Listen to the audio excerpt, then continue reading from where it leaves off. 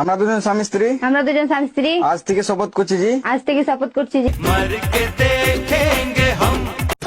Hey guys, বর্তমানকালে শফিককে একটি মেয়ের সাথে দেখা যাচ্ছে। ওই মেয়েটি শফিকের কে হয় সব তোমাদেরকে এই ভিডিও ডিটেলসে বলবো। আর এই ভিডিওটা সোশ্যাল মিডিয়াতে ঝড় তুলে দিচ্ছে।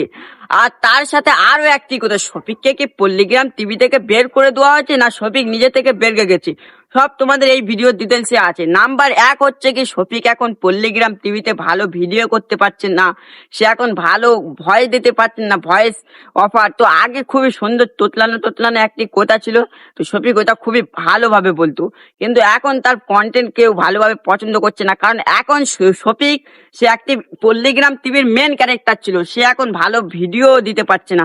আর কিছু না হলে বাচ্চারা যখন ভিডিও চাইতো, পল্লীগ্রাম টিভির ভিডিও যখন চাইতো তখন বলতো শফিকের ভিডিও দাও।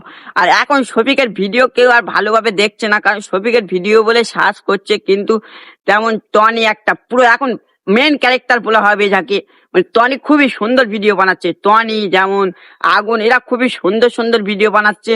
আর এরা ভিডিও খুবই, আর পল্লীগ্রাম টিভির সাথে শফিকের কোনো ঝামেলা হয়েছে ডিরেক্টরের সাথে, তো তার জন্য হয়তো শফিক পল্লীগ্রাম টিভি থেকে বেরিয়ে গেছে। আর শফিক নিজেই বলেছে আমার পল্লীগ্রাম টিভির ডিরেক্টরের সাথে কোনো ঝামেলা হয়েছে, তো তার জন্য আমি পল্লীগ্রাম টিভি থেকে আর ভিডিও করছি না। আর নাম্বার 2 হচ্ছে, শফিকের যাতে যেই মেয়েটা দেখা যাচ্ছে ওইটা শফিকের কে হয়, তো তোমরা জানো ওইটি হচ্ছে শফিকের, সবাই ভিডিওতে বলছে ওইটি নাকি শফিকের বউ, আবার কেউ বলছে শফিকের জিএফ।